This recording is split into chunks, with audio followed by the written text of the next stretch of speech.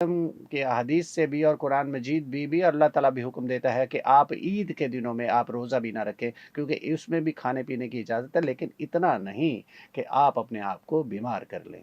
जी, बिल्कुल। असल में बीमार करना और है और बीमार होना और होता है, क्योंकि बहुत सारी चीज़ें ऐसी होती हैं, चलें कोई बीमारी है आपको, तो वो तो चलें आप उसमें कुछ नहीं कर सकते। कोई ऐसा है आपको हार्ट अटैक हुआ हुआ है या आपको कोई ऐसा प्रॉब्लम है, लेकिन कुछ चीज़ें ऐसी होती हैं जो हमारी अपनी छोटी-छोटी सी गलतियाँ होती हैं जिसकी वज़ह से। और अक्सर मैंने ये देखा है कि जितनी भी ये वाली बीमारियाँ हैं, ब्लड प्रेशर की है, हार्ट की है, स्ट्रोक जैसे फ़ालिज वग़ैरह, ये सब चीज़ें जो हैं ये हमारी अपनी बेपरवाही की वजह से भी होती है। अगर हम थोड़ा-सा अपनी केयर कर लें, तो हम एक हेल्दी लाइफ़स्टाइल जो है वो अपनाएँ, तो इसकी वजह से हम बहुत सारी बीमारियों से बच सकते हैं। अब जब आप गोश्त का इस्तेमाल कर रहे हैं, तो गोश्त के इस्तेमाल के साथ-साथ जैसे मैंने आपसे कहा, एक तो उसमें सफाई का ख़्याल रखना बहुत ज़रूरी है। दूसरे, जैसे ही गोश्त आता है, तो आपने अपने गोश्त को धोकर और उसको फ़ौरी तौर पे अगर फ्रीज़ करना है, तो ऐसा ना हो पूरे का बहुत। पूरा डकशवाना, पूरे का पूरा बकरा थोड़ी फ्रीज़ करना है, अक्सर नहीं, लोग तो जो बकरा आपका भी फ्रीज़ हिस्सा कर है, जो आपका हिस्सा अक्सर है। लोग तो पूरे का पूरा बकरा ही फ्रीज़ कर नहीं लेते हैं। जी।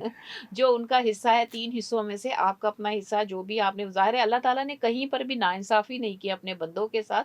उसने हमेशा देखें आप अल्लाह लेकिन कभी। बंदे बंदे तो नाइंसाफ़ी करते हैं। डॉक्टर शबाना बिल्कुल सही कह रही हैं कि हाँ। बंदे तो नाइंसाफ़ी करते हैं, क्योंकि जब नहीं, आपको मैं कहा नहीं कह गया रही है। बंदे नाइंसाफ़ी करते, आप कह रहे हैं। बंदे नहीं, नहीं नाइंसाफ़ी करते हैं सब नहीं बिल्कुल। करते, सब हाँ। नहीं करते, लेकिन ये है कि अक्सर भूल हो जाती है।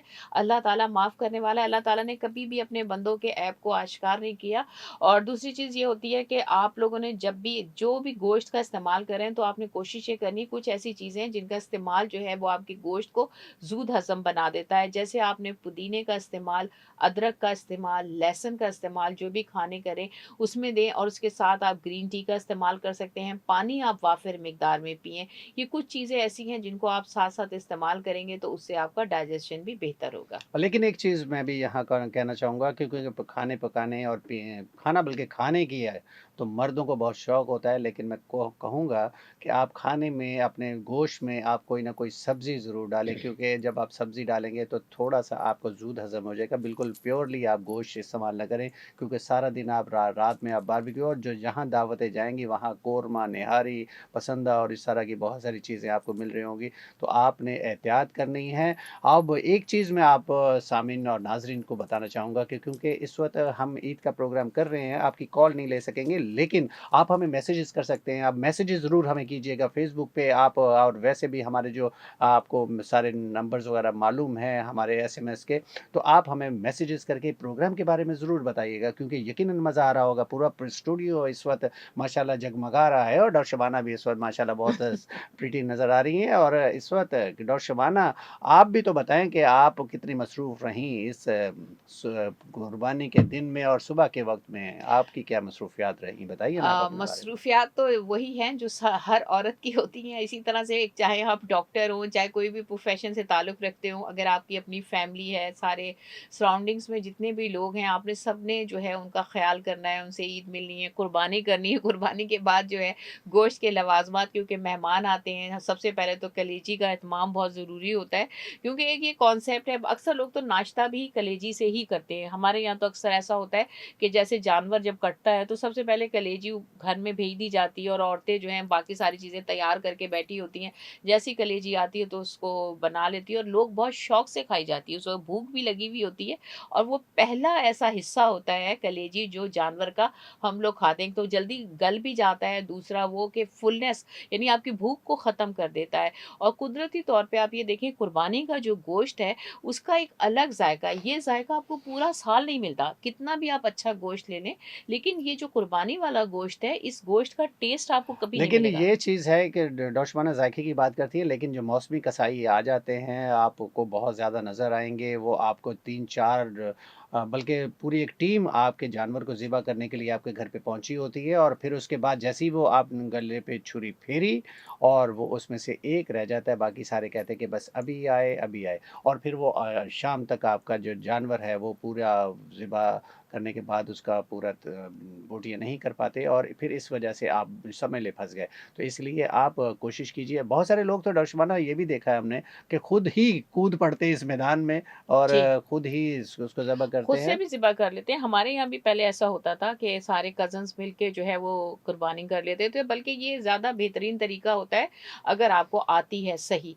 तो उसमें ये होता है कि कोई भी आपको किसी का भी इंतज़ार करने की ज़रूरत नहीं है, प्रॉपर तरीके से गोश्त बन गया, प्रॉपर तरीके से आपने सारी चीज़ें कर लीं। अच्छा, एक और चीज़ ये है कि कुछ लोग जो हैं वो तो आप बकौल आपके ये बकरा पूरा रख लेते हैं, लेकिन कुछ लोग ऐसे हैं आजकल फ़ैशन के तौर पे कि हम कुर्बानी का गोश्त नहीं खाते।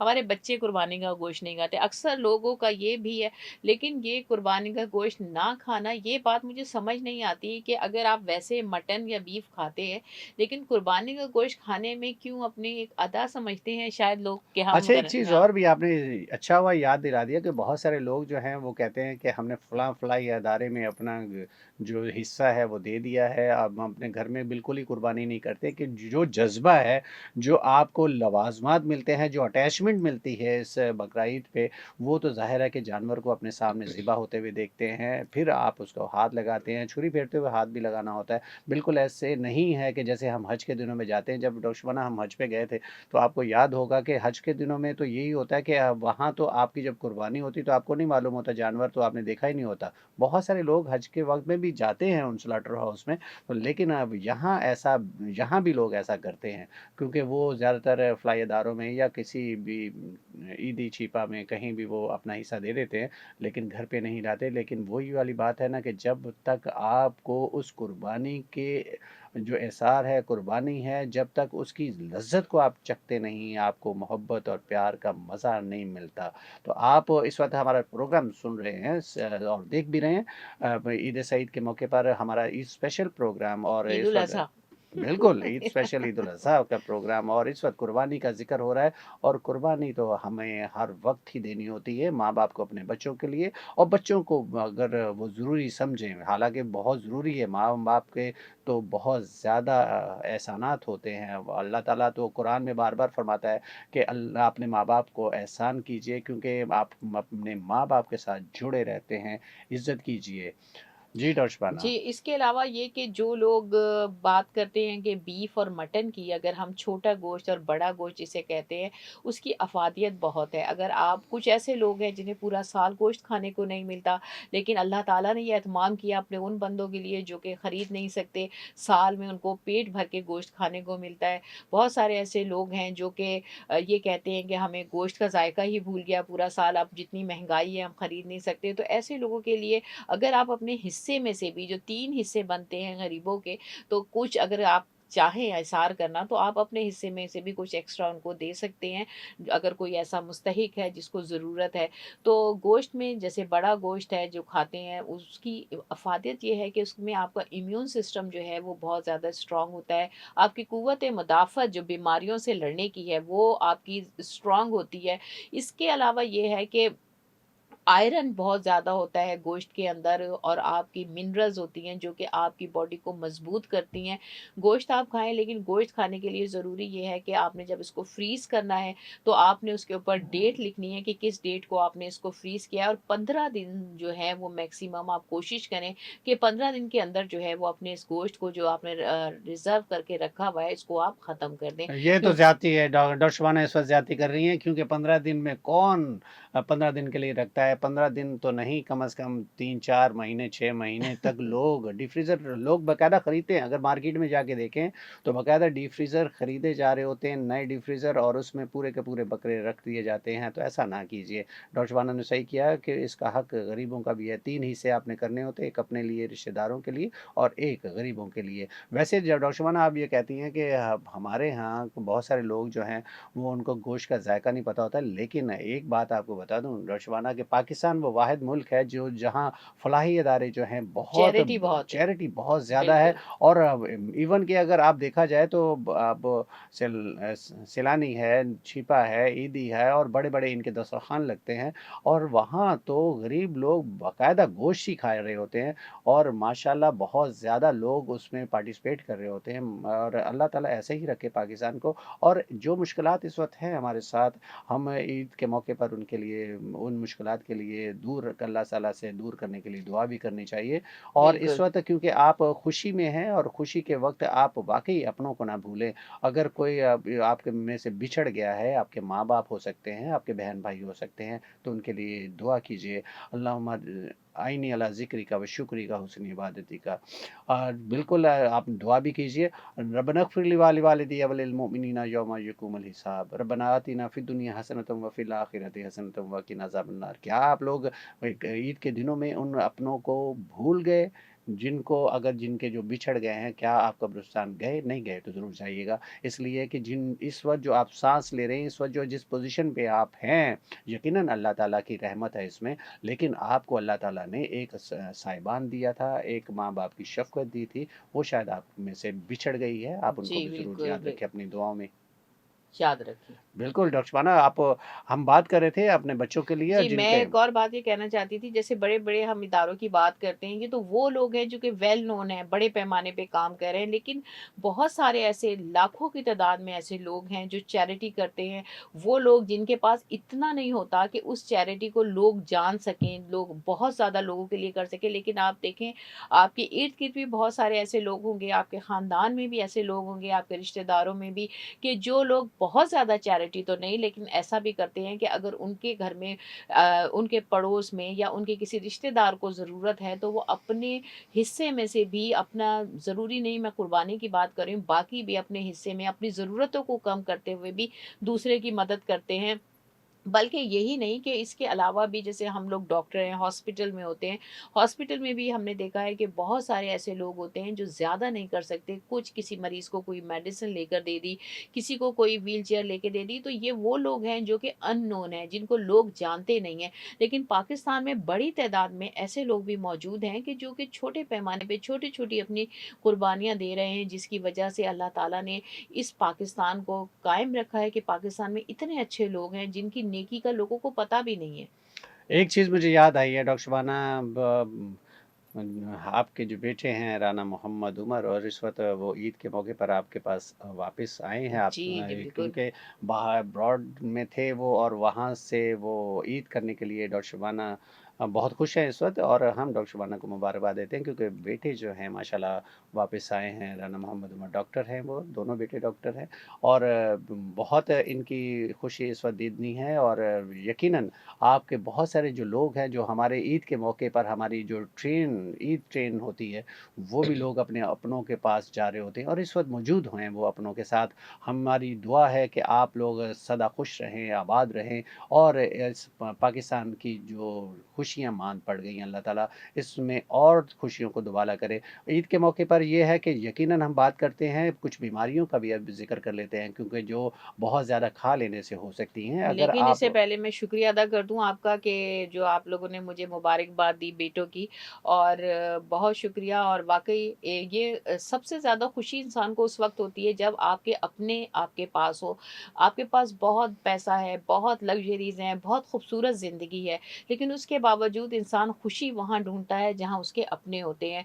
बहुत सारे लोग बाहर जाने के लिए अपने रिश्तों को छोड़ के बाहर चले जाते हैं। वो समझते हैं कि बाहर जाके अमेरिका, जैसे मैंने बताया मेरे बेटे आए, तो अमेरिका है, कनाडा है, कहीं भी जाते हैं, वहाँ बड़ी खूबसूरत ज़िंदगी है, रंग-बिरंगी चीज़ें हैं वहाँ पर और लोगों को अट्रैक्शन भी होती है। लेकिन उसके बावजूद भी आप ये देखें कि लोग जो हैं सच्ची खुशी ढूँढने के लिए अपने मुल्क पाकिस्तान, जहाँ उनके अपने हैं, चाहे इतनी वहाँ इतनी ज़्यादा सहूलतें नहीं हैं, प्रॉब्लम्स भी हैं, गर्मी भी है, फिर भी जो है इन सब लग्ज़रीज़ को छोड़ के जो है वो वापस अपने मुल्क आते हैं। इस मुल्क पाकिस्तान में आते हैं जहाँ पे उनकी खुशियाँ उन्हें हाँ, मिलती हैं। जहाँ रूट्स हैं, जहाँ अपनी बिल्कुल। खुद बिल्कुल और वहाँ आना भी चाहिए और ये मोहब्बत है, वो प्यार है, वो अपब्रिंगिंग जो आपने बच्चों की, उसी तरफ बच्चे लौट कर आते हैं क्योंकि आप जानते हैं कि मोहब्बत जितनी देंगे बच्चे उसी तरह आपको रिटर्न भी करते हैं। हमें अक्सर हम लोग क्योंकि डॉक्टर शबाना और मैं जो अक्सर आप लोग टेलीविज़न, रेडियो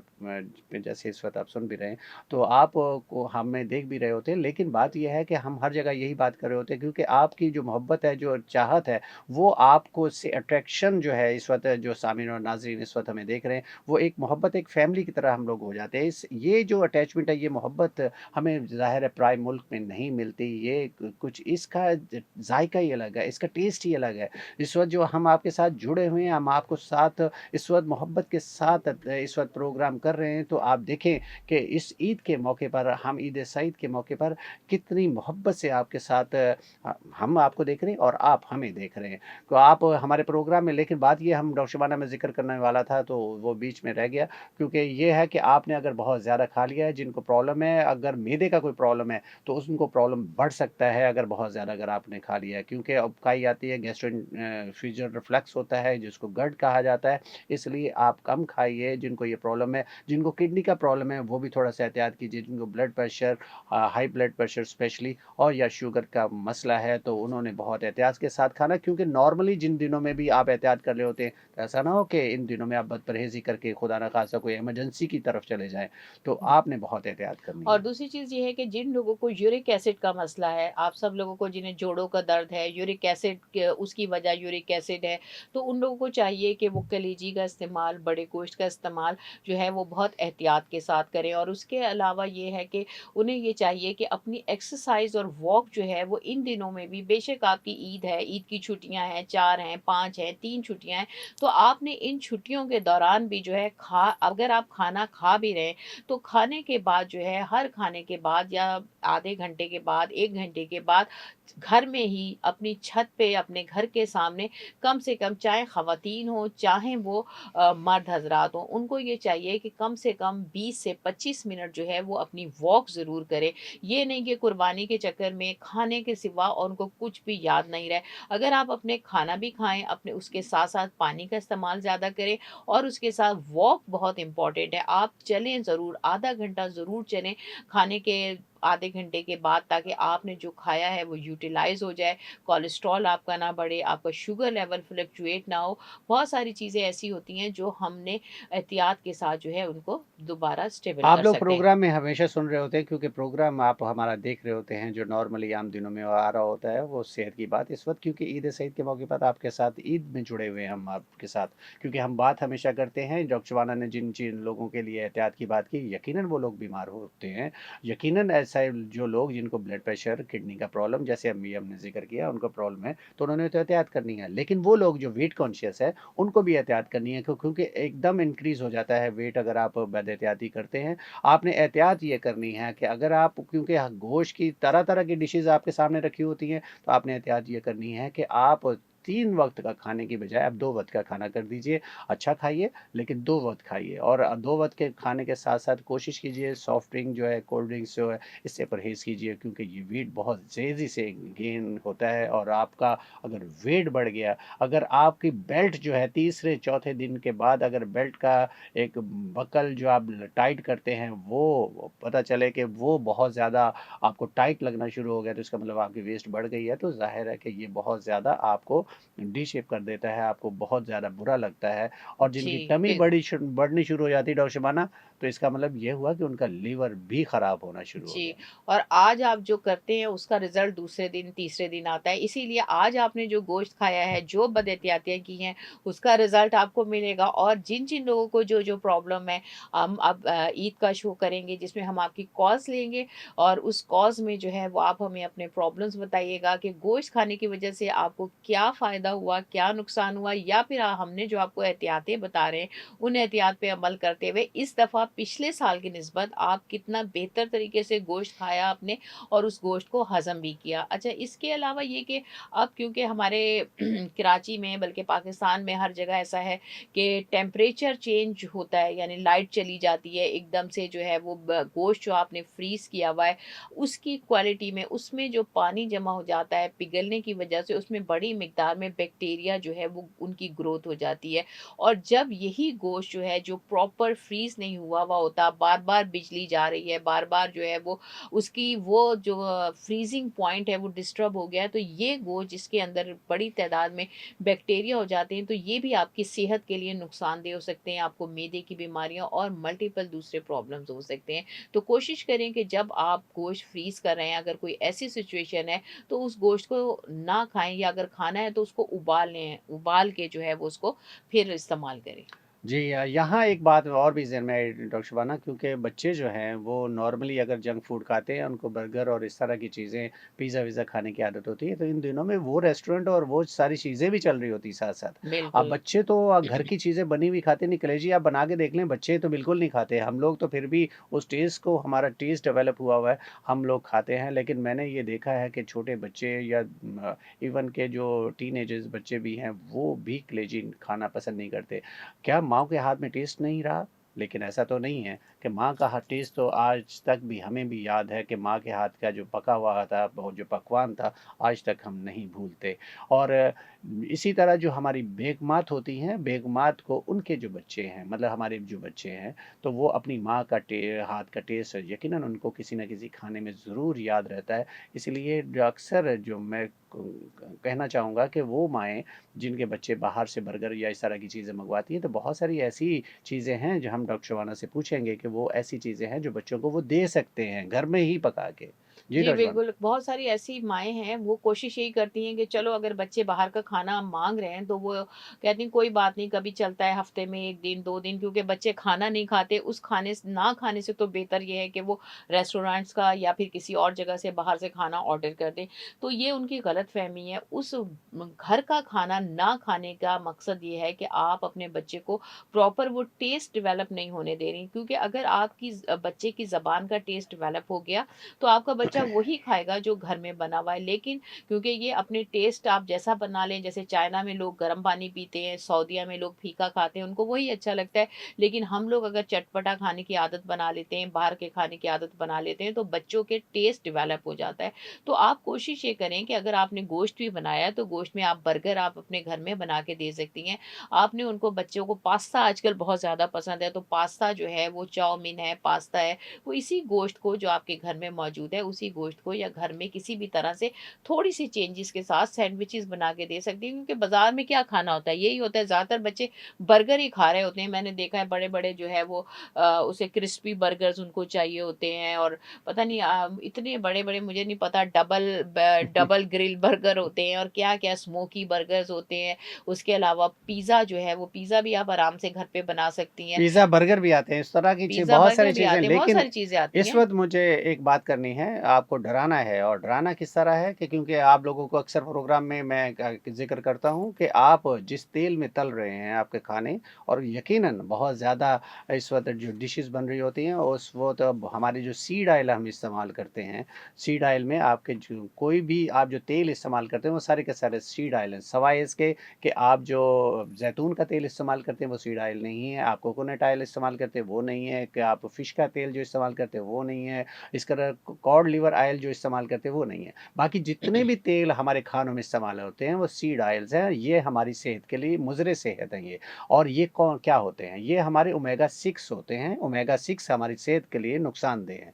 और क्योंकि हमारे गुड कोलेस्ट्रॉल और बैड कोलेस्ट्रॉल, इसके बारे में तो यकीनन बहुत सारे लोग जानते हैं, और अब तो एक अनपढ़ आदमी भी, उसको भी पता है कि एक अच्छा चर्बी होती है, एक बुरी चर्बी होती है हमारे जिस्म के अंदर। तो जब डॉक्टर को खुदा ना खास्ता दिल की कोई बीमारी हो, तो यकीनन वो ये कोलेस्ट्रॉल का आपका लेवल ज़रूर चेक करवाता है, और उसमें गुड कोलेस्ट्रॉल जो है वो है जिसको ओमेगा 3 कहा जाता है। तो हम जिनमें खाने बनाते हैं वो ओमेगा 6 होता है, इसलिए एक स्टडी के हिसाब से अगर आपके गोश्त में थोड़ी बहुत चर्बी है, बहुत, इसका मतलब ये नहीं है कि आप बेतहाशा चर्बी में पकाएँ अपने खाने को, लेकिन थोड़ी बहुत चर्बी जो गोश्त के अंदर होती है, आप उसी में उस गोश्त को भूनें।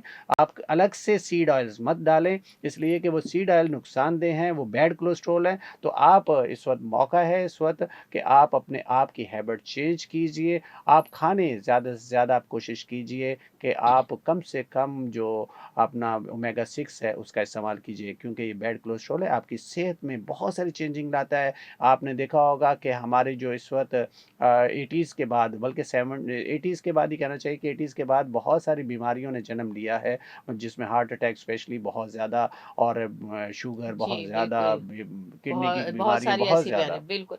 अच्छा, दूसरी चीज़ ये है कि आप लोगों से सिर्फ़ ये बात कहना चाहेंगे कि बहुत सारे लोग हैं जो बिला वजह, जैसे आप देखें सोशल मीडिया पे डिफ़रेंट टाइप की रेसिपीज़ आ रही हैं कि आपने जी हफ़्ते के अंदर आपने 10 किलो वज़न कम कर लिया, या आपने अपनी वेट कैसे मेंटेन करना है, कैसे अपनी स्किन को ग्लो करना है।